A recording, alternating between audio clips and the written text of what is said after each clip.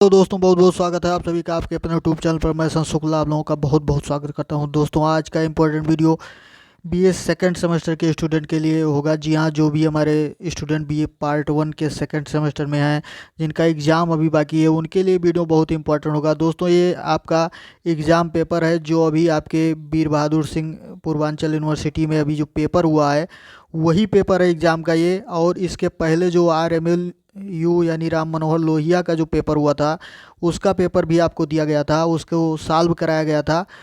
और उस पेपर के दोस्तों सारे लगभग बहुत ज़्यादा क्वेश्चन या यूँ कहिए कि सारे के सारे क्वेश्चन इस पेपर में आ गए थे। तो जो भी हमारे मित्रों ने उस वीडियो को देखा होगा वो लगभग 70 या 80% तक का आसानी से कर पाए होंगे, यानी एक ही वीडियो से देख करके आप बहुत सारे क्वेश्चन कर सकेंगे। तो आप देख रहे हैं कि ये जो वीडियो में जो पेपर उपलब्ध कराए जा रहे हैं वो अक्सर बहुत ज़्यादा बहुत ये 50% से अबव जो है वो दूसरे यूनिवर्सिटी में टैली कर रहे हैं।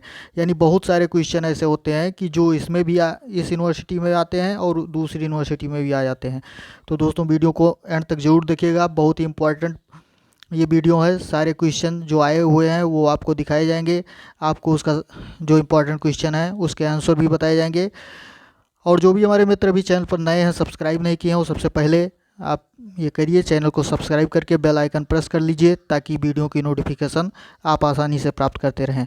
तो आइए दोस्तों वीडियो को शुरू करते हैं, देरी न लगाते हुए देखते हैं कि क्या चीज़ है, क्या क्या इंपॉर्टेंट क्वेश्चन था जो इस पेपर में आया हुआ था और जो आपके पेपर में आ सकता है। अभी जो भी यूनिवर्सिटी में जिस भी यूनिवर्सिटी में भी पेपर नहीं हुआ है, जैसे मान लीजिए रुहेलखंड यूनिवर्सिटी है MGPRU, तो उसमें अभी पेपर नहीं हुआ है। और भी लखनऊ यूनिवर्सिटी में पेपर नहीं हुआ है, तो लखनऊ में तो खैर ऑब्जेक्टिव पेपर होगा, तो उसके बहुत सारे वीडियो अपलोड करा दिए गए हैं, आप उसको भी देखते रहिए। और जिनका लिखित पेपर होना है उनके लिए बहुत इंपॉर्टेंट है। तो आइए दोस्तों वीडियो को शुरू करते हैं। सबसे पहले आप देखेंगे यहाँ पर क्या लिखा हुआ है, ये आपका पेपर का नंबर दिया गया है 22103। उसके बाद BA पार्ट 1 का ये पेपर है, सेकेंड सेमेस्टर का एग्जामिनेशन 2022 यानी 2022 की परीक्षा का पेपर है। इंग्लिश का पेपर है दोस्तों। कोड नंबर दिया रहता है पेपर में 040201T, यानी ये पेपर का कोड है आपका। सारे पेपर्स का आपका यही कोड रहेगा इंग्लिश का। तो आइए देखते हैं दोस्तों उसके आगे क्या चीज़ है। रीडिंग्स इन इंग्लिश पोएट्री, यानी ये आपके सब्जेक्ट का नाम है, यानी इंग्लिश पोएट्री जो रीडिंग्स इन इंग्लिश पोएट्री यही आपका सिलेबस था, यही बुक आपको पढ़नी थी। तो वही पेपर का नाम दिया गया है। टाइम आपको 3 घंटे मिलने होते हैं इस परीक्षा में, यानी 3 आवर्स का टाइम दिया गया है। उसके बाद मैक्सिमम मार्क आपको जो मिलने हैं वो 75। उसके बाद देखिए नोट दिया जाता है, उस पेपर में भी नोट दिया गया था। सारे पेपर्स में नोट रहता है कि आपको कैसे सारे सेक्शन को कैसे सॉल्व करना है, क्वेश्चन कैसे करने हैं, कितने क्वेश्चन किस सेक्शन से करने हैं, ये सारी बातें इसमें बताई जाती हैं। सबसे पहले देखिए लिखा गया attempt question from all section as per instruction, यानी जैसा कि इंस्ट्रक्शन दिया गया है उस इंस्ट्रक्शन के सुझाव के हिसाब से सारे सेक्शन के क्वेश्चन जो हैं वो आपको करने हैं। अब सेक्शन ये में आप देखते हैं कि क्या चीज़ दिया गया है, वेरी शॉर्ट आंसर टाइप का क्वेश्चन। जी हाँ, बार बार आपको मॉडल पेपर में बताया गया, साल पेपर में बताया गया है कि 3 सेक्शन में पेपर डिवाइड रहेगा। सेक्शन ए में आपका very short answer, section B में शॉर्ट आंसर और सेक्शन सी में आपका लॉन्ग आंसर क्वेश्चन टाइप का क्वेश्चन रहता है। तो सेक्शन ए का देखते हैं, वेरी शॉर्ट आंसर टाइप का क्वेश्चन ये आया हुआ था, यानी जिसको आप हिंदी में अति लघु उत्तरीय प्रश्न कहते हैं। इसमें भी एक बार नोट दिया गया है, इस नोट को आप पढ़ के उसके बाद इस सेक्शन का क्वेश्चन सॉल्व करेंगे। Attempt all parts of this question, यानी सारे all parts of this question, यानी इस पार्ट के सारे क्वेश्चन आपको करने हैं। Give answer of each part in about 50 words, यानी सारे भाग का क्या करना है आपको, प्रत्येक क्वेश्चन का आंसर जो देना है वो आपको लगभग 50 शब्दों में देना है। जी हाँ, कितने शब्दों में, 50 शब्दों में देना है। नंबर आपको मिलेंगे, एक क्वेश्चन पे आपको 2 नंबर मिलेगा, यानी 10 × 2, टोटल आपको 20 नंबर मिलने होते हैं इसमें। अब क्वेश्चन नंबर 1 का ये रोमन में पहला खंड यहाँ पर लिखा गया है। देखते हैं कौन सा इंपॉर्टेंट क्वेश्चन आया हुआ था दोस्तों। व्हाट इज़ अ बालाड, जी हाँ बहुत इंपॉर्टेंट क्वेश्चन। बालाड क्या है, फॉर्म्स ऑफ पोएट्री से रिलेटेड है। बालाड, लिरिक्स, सोनेट और ये एलजी, ये सारे जो हैं ड्रामेटिक मोनोलॉग, ये सब क्या हैं, फॉर्म्स ऑफ पोएट्री हैं, यानी पोएट्री के प्रकार हैं, काव्य के रूप हैं, काव्य के प्रकार हैं। ये सारी बातें आपको बताई गई है। सारे क्वेश्चन के आंसर भी आपको वीडियोज़ में उपलब्ध करा दिए गए हैं। इनमें से कोई भी क्वेश्चन आपके लिए आ सकता है। पिछले पेपर में भी आया हुआ था, एलजी की डिफिनेशन लिखने के लिए आया हुआ था। आपको बताया गया था कि बालाड और एलजी या सोनेट किसी का भी आ सकता है। तो बालाड का आया हुआ है, देखते हैं। अब बालाड दोस्तों जान लीजिए कि बालाड होता क्या है। वैसे बालाड का मतलब दोस्तों होता है फोल्क सॉन्ग। क्या होता है? फोल्क सॉन्ग, अर्थात झुंड में गाया जाने वाला जो गीत है उसी को बालाड बोलते हैं। तो ये चीज़ आप जान लीजिए। उसके बाद और इसके बारे में थोड़ा, अगर आपको डिफिनीसन चूँकि इसकी लिखनी रहती है, कम से कम 50 वर्ड्स में लिखना है, तो आप ऐसे भी कह सकते हैं। वैसे और इसके बारे में थोड़ा जान लीजिए ताकि लिखने में आपको आसानी रहे।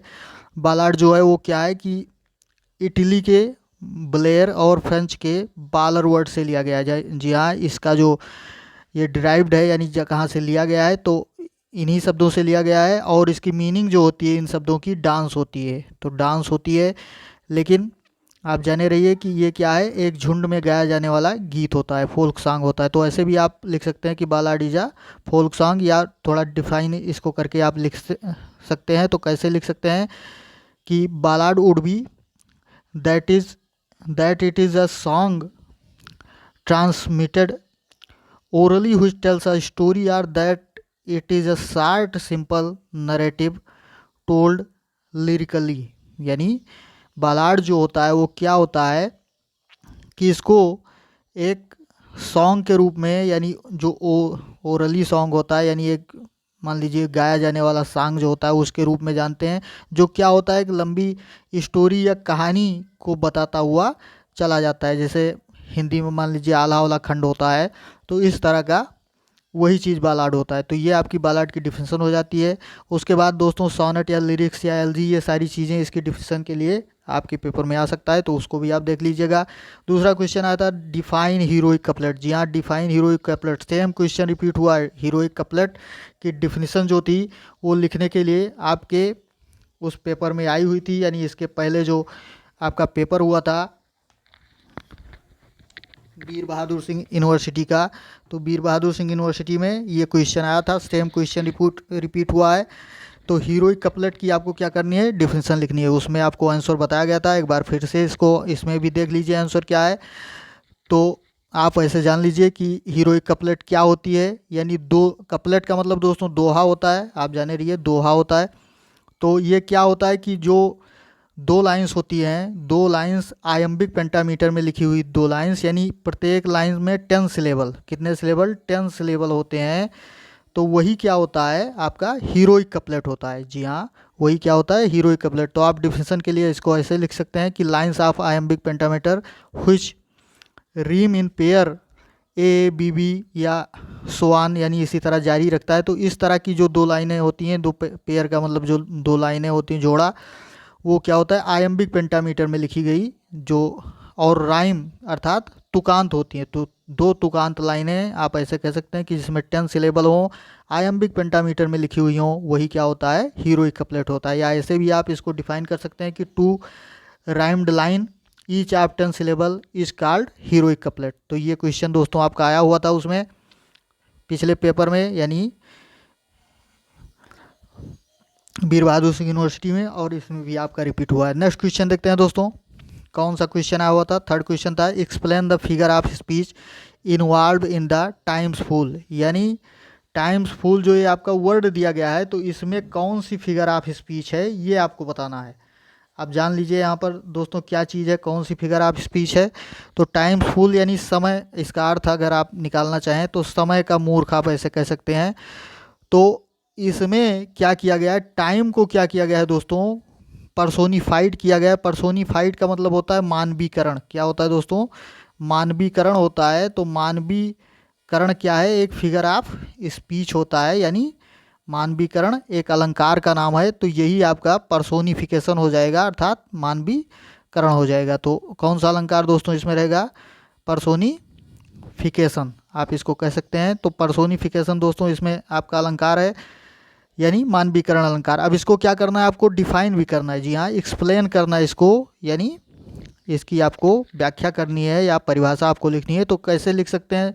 मानवीकरण में क्या होता है दोस्तों, जो लाइफलेस ऑब्जेक्ट होते हैं अर्थात निर्जीव चीज़ों को क्या किया जाता है, एक मानव यानी जीवित की तरह उसका वर्णन किया जाता है। जैसे आप इसको लिखना चाहें डिफिनेशन इसकी, तो आप लिख सकते हैं कि इन पर्सोनिफिकेशन क्या होता है कि in personification lifeless objects and abstract ideas are thoughts of persons having life, यानी विचारों को या लाइफलेस ऑब्जेक्ट जो हैं, निर्जीव चीज़ें जो हैं, उनको क्या किया जाता है, एक जीवित व्यक्ति की तरह प्रस्तुत किया जाता है कि उसके पास हैविंग लाइफ अर्थात जीवन होता है। तो इस चीज़ को क्या कहते हैं, पर्सोनिफिकेशन, यानी आप मानवीकरण अलंकार कह सकते हैं। जैसे इस एग्जाम्पल के अलावा और भी एग्जाम्पल आ सकता है, लव इज़ ब्लाइंड। जी हाँ, बहुत ही फेमस एग्जाम्पल है, अक्सर आ जाता है। क्या होता है, लव इज़ ब्लाइंड। तो ये क्या है कि इसमें भी आपका यही अलंकार है।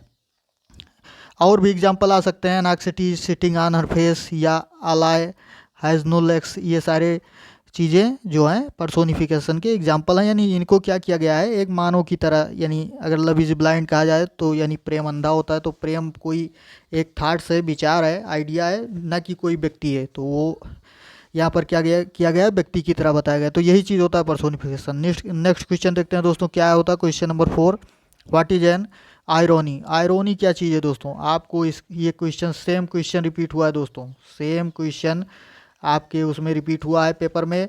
यानी यही क्वेश्चन, इसकी डिफिनीशन, ये सारी बातें आपको बताई गई थी कि आयरोनी क्या होता है। तो आयरोनी जान लीजिए दोस्तों, ये भी एक फिगर ऑफ स्पीच होता है, अलंकार की तरह होता है। आपको बताया गया था पिछले वीडियो में कि ये क्या होता है, विरोधाभास अलंकार टाइप का होता है। आप इसको डिफाइन करके लिख सकते हैं कि आप figure of speech in which the actual intent is expressed in words which carry the opposite meaning. जी हाँ, ऐसा फिगर ऑफ स्पीच कि जिसमें वास्तविक प्रयोजन जो उसका है, वास्तविक तथ्य जो है, वो एक्सप्रेस करता है, व्यक्त करता है, क्या चीज़, शब्दों में जो व्यक्त करता है, और उसकी मीनिंग जो व्यक्त किया जाता है, उसकी मीनिंग जो होती है वो अपोजिट मीनिंग होती है, यानी विरोधाभास टाइप की मीनिंग होती है। तो इसको क्या कहते हैं कि आयरोनी कहते हैं। तो ये आयरोनी की डिफिनेशन हो गई। ये बात आपको पिछले वीडियो में भी बताई गई। सेम क्वेश्चन दोस्तों रिपीट हुआ था। अब नेक्स्ट क्वेश्चन है, how many sonnet did Shakespeare compose. जी हाँ, बहुत ही इंपॉर्टेंट क्वेश्चन दोस्तों, बहुत ही इंपॉर्टेंट क्वेश्चन है कि शेक्सपियर साहब ने कितनी सोनेट जो हैं कंपोज की हैं, कितनी सोनेट उन्होंने रची हैं, लिखी हैं। तो ये क्वेश्चन दोस्तों आपको बताया गया था पिछले वीडियो में, सेम वही क्वेश्चन है। कितनी सोनेट दोस्तों, 154 यानी 154 सोनेट। आपको सारी बातें बताई गई थी। ये क्वेश्चन पिछले पेपर में, जो पेपर आपको अपलोड करके दिया गया है वीर बहादुर सिंह यूनिवर्सिटी का, उसमें आया था कि शेक्सपियर साहब के सोनेट की थीम क्या है। तो थीम आपको बताई गई थी दोस्तों, क्या है कि उनकी थीम लव या फ्रेंडशिप है। तो मेन उनकी थीम लव ही होती है। तो ये आपको लिखना था। लेकिन और उसी में आपको ये भी बताया गया था कि ऐसे क्वेश्चन आ सकते हैं कि इन्होंने कितनी सोनेट लिखी और किस किस को डेडिकेट किया, सोनेट में कितनी लाइंस होती हैं, ये सारे क्वेश्चन आ सकते हैं। सारी बात आपको बताई गई थी, एक बार फिर से जान लीजिए। 154 सोनेट इन्होंने लिखी थी। 154 में से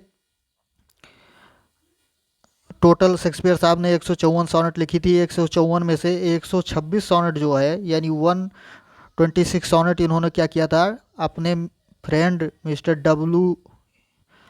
WH को क्या किया था, इन्होंने डेडिकेट किया था। उसके बाद जो बाकी की 20 आपकी 8 सोनेट्स बचती हैं, उसको इन्होंने डार्क लेडी को डेडिकेट किया था। यानी दो लोगों को डेडिकेट किया था। 101 से लेकर 126 तक इसको WH को, और 28 उसके ऊपर की, यानी 127 से 154 तक की सोनेट जो है वो किसको, डार्क लेडी को डेडिकेट किया था। तो ये जान लीजिए, उनकी थीम जो है सोनेट की वो लव या फ्रेंडशिप है। तो ये भी बात आप जान लीजिए। तो अब इस तरह के क्वेश्चन कोई भी आएंगे आप आसानी से लिख पाएंगे। नेक्स्ट क्वेश्चन देखते हैं कि what do you mean by rhetoric.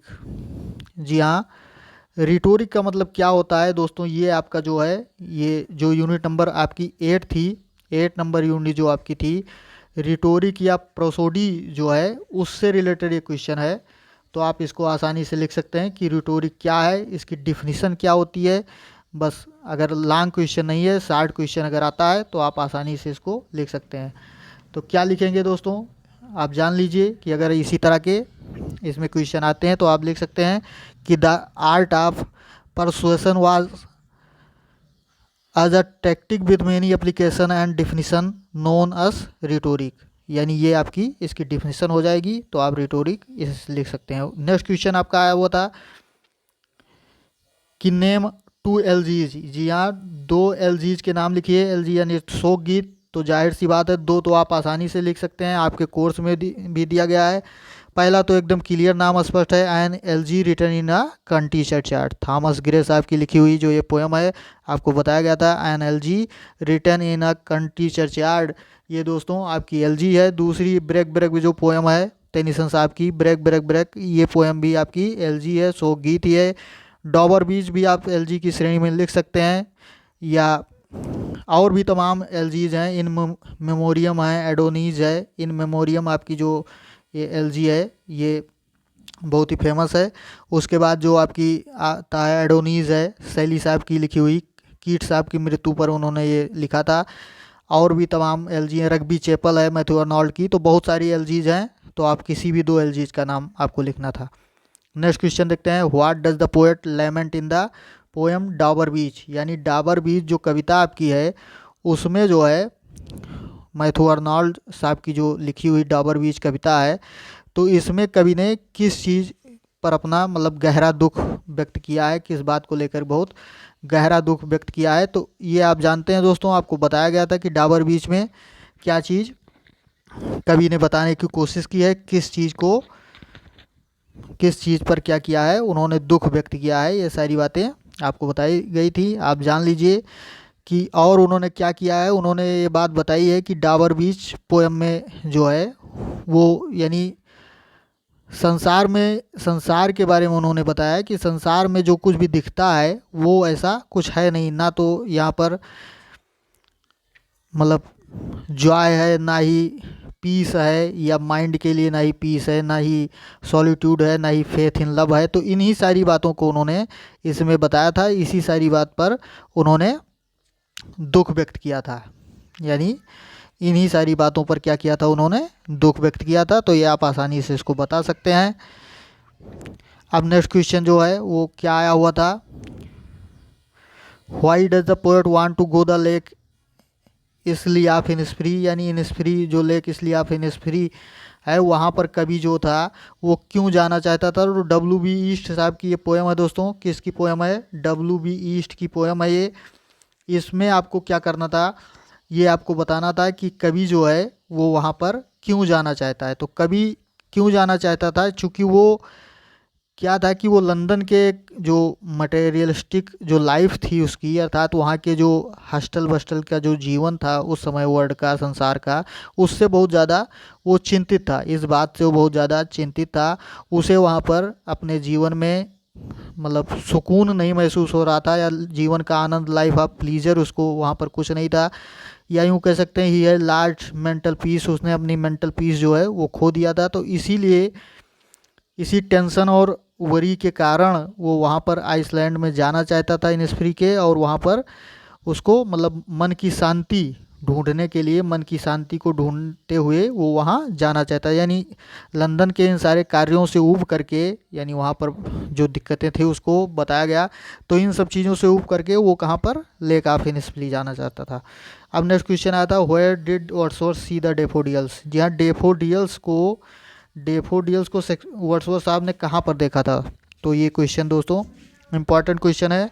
वैसे डेफोडिल्स आपके कोर्स में है नहीं वर्ड्सवर्थ का, लेकिन तो फिर भी वर्ड्सवर्थ साहब से रिलेटेड क्वेश्चन बना हुआ है। तो आप जान लीजिए कि जब एक बार जो वर्ड्सवर्थ साहब झील के किनारे मतलब एक लेक के किनारे, झील के किनारे घूम रहे थे, निरुद्देश्य आप एमलेसली कह सकते हैं, एमलेसली वो घूम रहे थे। तो फिर उन्होंने क्या देखा था कि वहाँ पर झील के किनारे क्या देखा कि गोल्डन डेफोडिल्स को तभी देखा था। यानी जब आंसर में आप लिख सकते हैं कि जब राइटर अर्थात जो वर्ड्सवर्थ साहब हैं वो जब समझ लीजिए बादलों की तरह पहाड़ियों और इधर उधर घाटियों में वो घूम रहे थे, निरुद्देश घूम रहे थे, कोई उद्देश्य नहीं था उनका।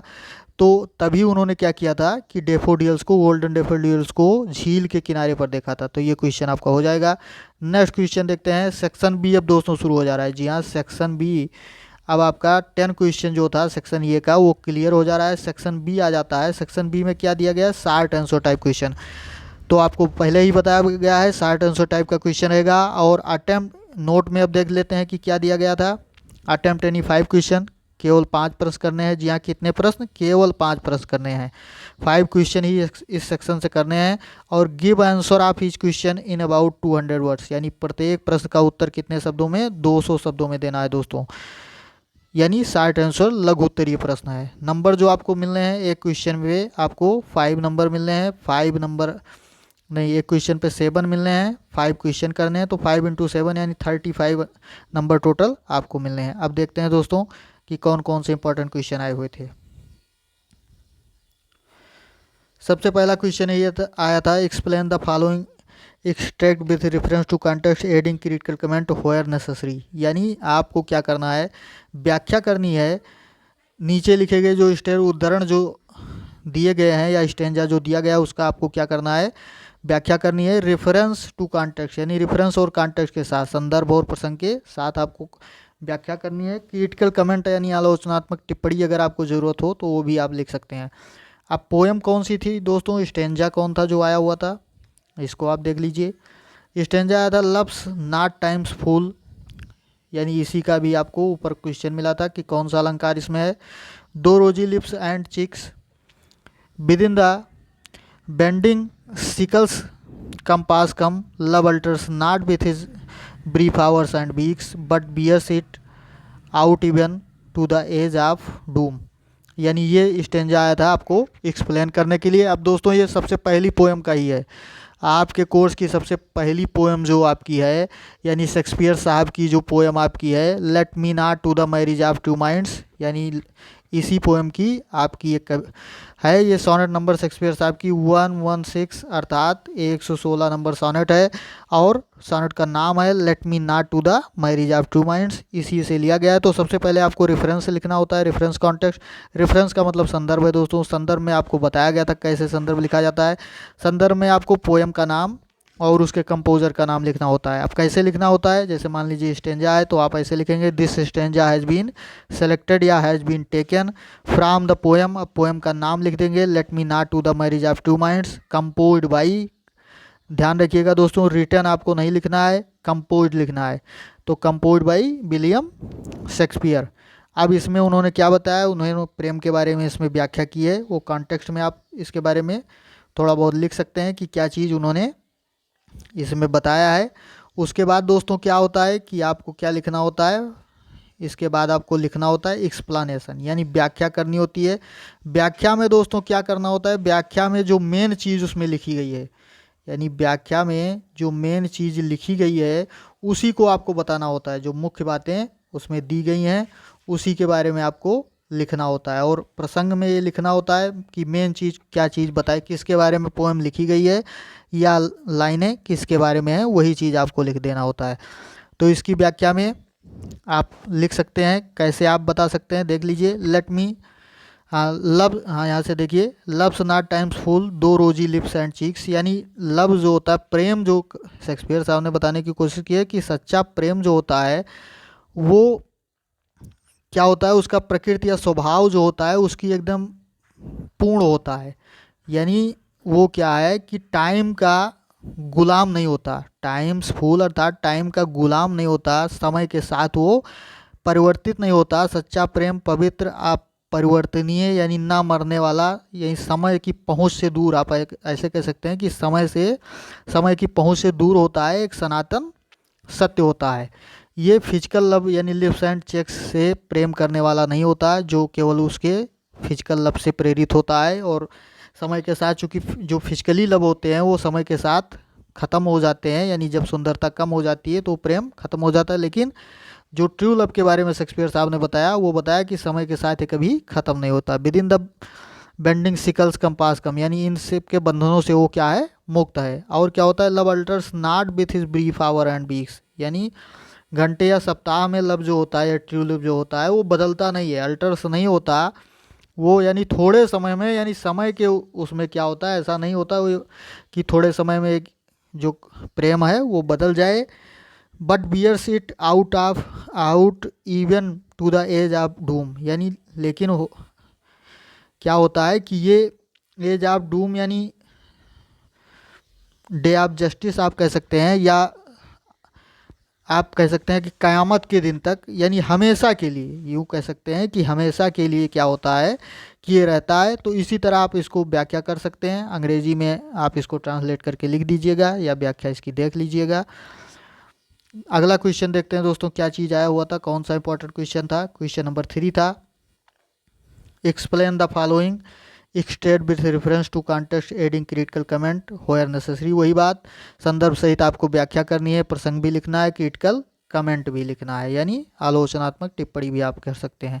अब यही क्वेश्चन देख लीजिए दोस्तों, सेम क्वेश्चन रिपीट हुआ है पिछले पेपर का, यानी जो आपका वीर बहादुर सिंह यानी VVS PU यानी पूर्वांचल यूनिवर्सिटी का जो पेपर हुआ था, सेम क्वेश्चन यही आया था। इसकी सारी चीज़ें आपको दी गई थी, इसकी डिफिनीसन, इसका एक्सप्लेनेशन, इसका जो कुछ संदर्भ और प्रसंग जो था, रेफरेंस कॉन्टेक्स्ट, सब कुछ बताया गया था, वही सेम रिपीट हो गया है।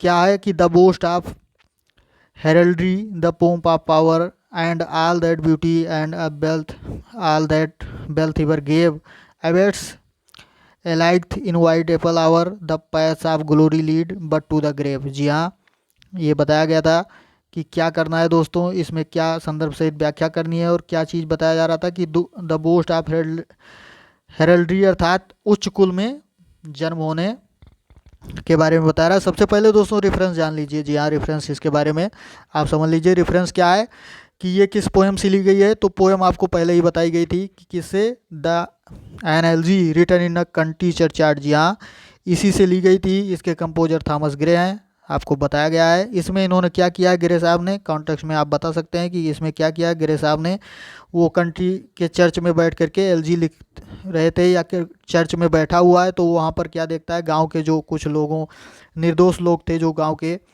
बुजुर्ग लोग पहले की, तो उनकी कब्रें बनी हुई थी वहाँ पर, तो कब्रों को देख करके वो गाँव वालों के बारे में सोचता है कि वो बेचारे अपने समय में बहुत ही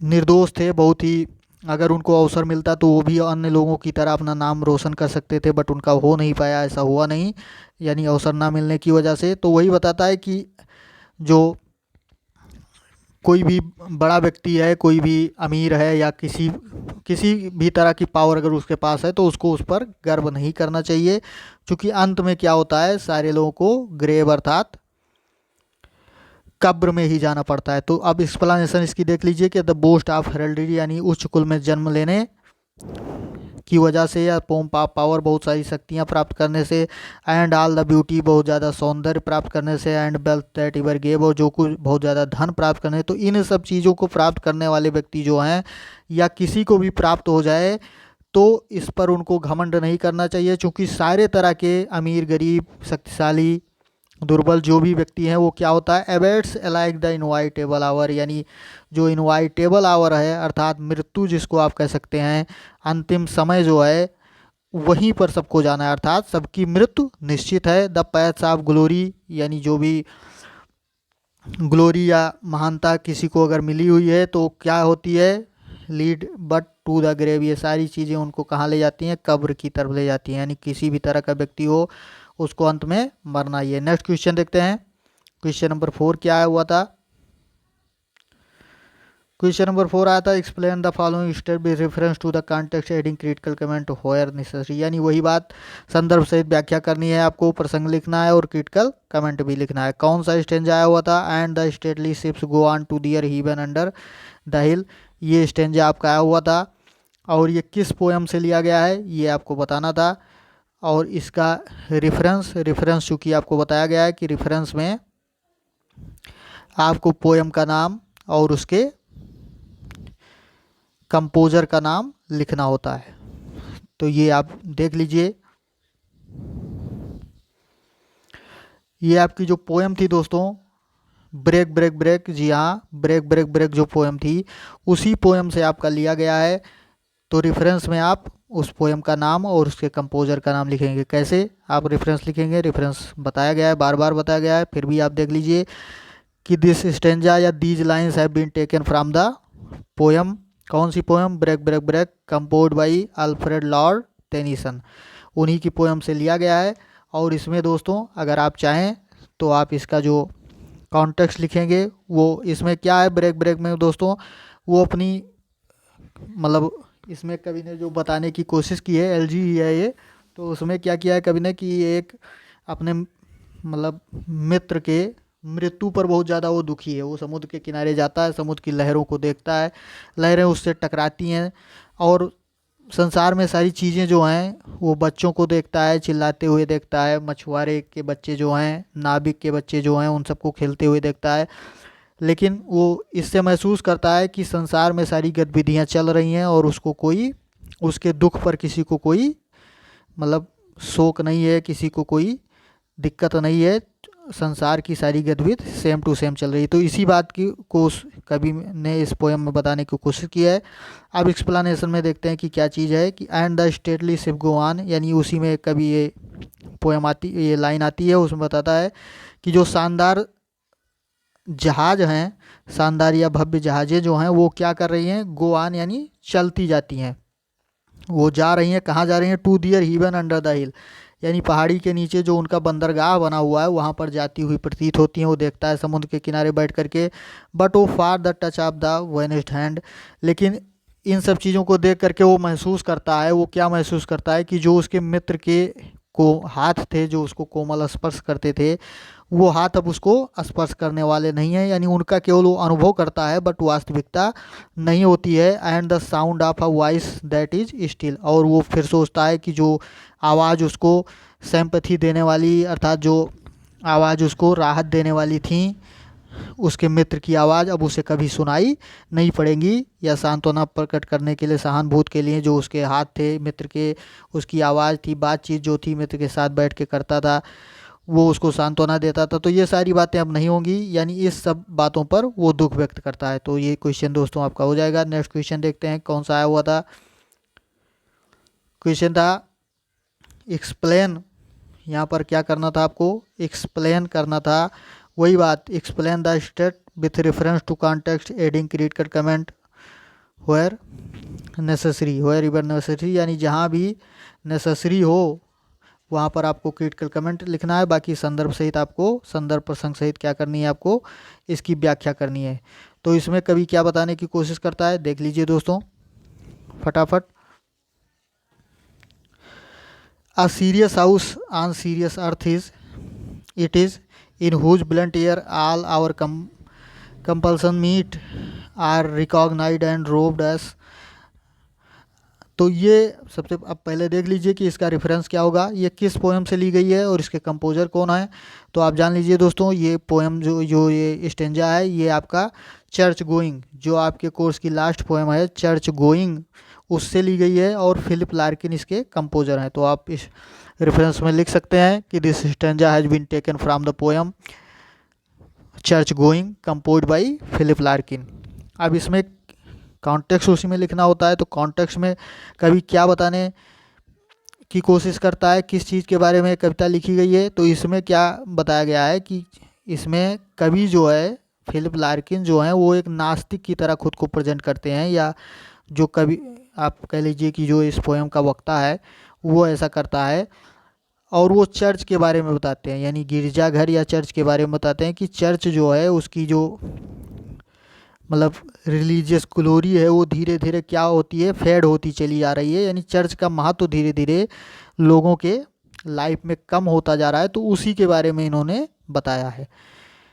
तो कैसे बताया, लेकिन लास्ट में क्या होता है, कभी ये बात का मतलब सारी पोएम वर्णन करने के बाद लास्ट में ये बताता है कि फिर भी चर्च जो है कुछ ना कुछ लोग ऐसे रहेंगे जो चर्च में अपना विश्वास बनाए रखेंगे। तो वही स्टेंजा यहाँ पर दिया गया है लास्ट वाला, a serious house on serious earth it is, यानी चर्च के बारे में बताता है कि ये हाउस जो हर हाउस है अर्थात गिरजाघर है वो क्या है, जो इस पृथ्वी पर सबसे गंभीर या सीरियस होता है। तो उसके बारे में क्या बताता है, गंभीरता के बारे में उसके बताता है। और क्या बताता है, कि in whose blent air all our compulsion meet, और जहाँ पर क्या होता है कि इसके वातावरण यानी इसके वातावरण में उन बताता है कि उन लोगों की गंभीर लालसाएं मिली हुई हैं, यानी तीव्र इच्छाएं जो हैं लोगों को इसके पास लाती हैं और ये उसमें सम्मिलित हैं। आगे बताता है कि are recognised and robed as destinies. जी हाँ, आगे बताता है कि ये चर्च जो है, ये चर्च में क्या करते हैं लोग कि गिरजे को अपने एक मतलब इसको ऐसे स्थान के रूप में देखेंगे जो उनके भाग्यों को निश्चित करता है, यानी भाग्यों को, उनके डेस्टिनीज को निश्चित करता है। And that much never can be obsolete, और ये बताता है कि लोग जो रहेंगे वहाँ के आगंतुक रहेंगे वो हमेशा के लिए कभी भी गिरजाघर को भूल नहीं पाएंगे, ये बात बताता है। तो ये क्वेश्चन दोस्तों हो गया आपका। अब नेक्स्ट क्वेश्चन देखते हैं। क्वेश्चन नंबर 6 क्या हुआ था, what do you know about the origin and development of sonnet. जी हाँ, सोनेट के डेवलपमेंट और वर्जिन अर्थात उसके उत्पत्ति और विकास के बारे में आपको बताना है। उसके बारे में क्या जानते थे। 200 वर्ड का ये क्वेश्चन रहेगा दोस्तों आंसर, तो इसको आपको लिखना था। नेक्स्ट क्वेश्चन आया हुआ था, what are the quality of man as described by Alexander Pope in his poem essay on man, यानी एस्से ऑन मैन में व्यक्ति की किस गुणों का वर्णन जो है अलेक्जेंडर पोप साहब ने वर्णन किया है, किस गुणों का वर्णन किया है, डिस्क्राइब किया है, तो ये आपको बताना था। तो दोस्तों ये क्वेश्चन आप देख लीजिएगा, बहुत इंपॉर्टेंट क्वेश्चन था। नेक्स्ट क्वेश्चन आया हुआ था कि why does Keats call the nightingales an immortal bird, यानी कीट्स साहब जो थे आपके जो पोएट हैं, उन्होंने नाइटिंगल को अर्थात बुलबुल को इमोर्टल बर्ड क्यों कहा, यानी अलौकिक चिड़िया क्यों कहा है। तो इसके बारे में 200 शब्द में आपको लिखना था। नेक्स्ट क्वेश्चन आया हुआ था दोस्तों, why was the duke unhappy with his last duchess, यानी अपने लास्ट डचस के साथ जो है ड्यूक जो था, ड्यूक ऑफ फेरेरा, यानी लास्ट डचस पोएम से लिया गया है, तो ड्यूक ऑफ फेरेरा की बात थी। तो अनहैप्पी क्यों था, नाखुश क्यों था, तो ये बात आपको बताना था। ये 60 आंसर का क्वेश्चन हो गया, जिनमें से 5 क्वेश्चन आपको केवल करने थे। अब उसके बाद दोस्तों सेक्शन सी आ जाता है। सेक्शन सी में क्या होता है, लॉन्ग आंसर टाइप क्वेश्चन होते हैं। नोट यहाँ पर भी दिया गया है, अटेम्प्ट एनी 2 क्वेश्चन, केवल 2 प्रश्न करने हैं दोस्तों। कितने प्रश्न, 2 प्रश्न करने हैं। Give answer of equation in about 500 words, यानी प्रत्येक प्रश्न का उत्तर कितने शब्दों में, 500 शब्दों में आपको लिखना होता है। पहले ही आपको बताया गया है, फिर भी जान लीजिए। अब देखिए कौन कौन सा क्वेश्चन आया हुआ था और कौन कौन सा क्वेश्चन आपको लिखना था। Discuss John Donne as a metaphysical poet, जी हाँ, बहुत इंपॉर्टेंट क्वेश्चन था कि डन साहब मेटाफिजिकल पोएट थे, इस बारे में आपको वर्णन करना है। ये क्वेश्चन आपको इंपॉर्टेंट के रूप में दोस्तों बताया गया था, वो क्वेश्चन यहाँ पर आया हुआ है। उसके बाद नेक्स्ट क्वेश्चन आया था, describe Wordsworth as a poet of nature. जी हाँ, बार बार यही क्वेश्चन हर परीक्षा में रिपीट हो रहा है कि वर्ड्सवर्थ साहब प्रकृति के कवि थे। इसके बारे में पिछली परीक्षा में रिपीट हुआ था दोस्तों, आपको बताया गया था, इंपॉर्टेंट भी बताया गया था कि इसको ज़रूर रटिएगा। और ये क्वेश्चन फिर से इस परीक्षा में आया, और जो भी हमारे स्टूडेंट हैं जिनकी परीक्षा नहीं हुई उनमें भी ये क्वेश्चन बहुत इंपॉर्टेंट होगा, तो इसको जरूर आप देखिएगा। क्वेश्चन नंबर 12 रहेगा था, describe T S. Eliot as a modern poet, यानी इलियट साहब एक आधुनिक कवि के रूप में हैं, इसका क्या करना है, आपको वर्णन करना था। अब क्वेश्चन नंबर 13 देखिए क्या आया हुआ था, give a critical appreciation of the following poem, यानी नीचे लिखी हुई जो पोएम हैं उनकी आलोचनात्मक आपको विशेषता बतानी थी। कौन सी पोएम आई हुई थी दोस्तों, When I consider how my light is spend ear half my days in this dark world and wide, and that one talent which is dead to hide load with me useless दो, यानी इसी poem का क्या करना था दोस्तों, आपको इसकी क्रिटिकल कमेंट या क्रिटिकली इसको अप्रिशिएट करना था आपको, यानी इसकी आलोचनात्मक महत्व को इसको बताना था। यही क्वेश्चन दोस्तों आपके पिछले पेपर में भी आया हुआ था, आपको इम्पोर्टेंट बताया गया था। ये किसकी पोएम है दोस्तों, कौन सी पोएम है, ऑन हिज ब्लाइंडनेस। जी हाँ, ऑन हिज ब्लाइंडनेस ये आपकी पोएम है, जो किसकी पोएम है दोस्तों, ये आपकी जॉन मिल्टन साहब की पोएम है। किसकी है, जॉन मिल्टन साहब की पोएम है ये, और ये इम्पॉर्टेंट पोएम आपको बताई गई थी। सेम यही क्वेश्चन आया हुआ था, तो इसको आप इसको एक्सप्लेन करके लिख देंगे। आसानी से आप इसका पूरा नंबर पाएंगे। ये लॉन्ग आंसर, पिछले बार ये 60 आंसर में था तो केवल एक ही स्टेंजा दिया हुआ था, इस बार पूरी पोएम आ गई है।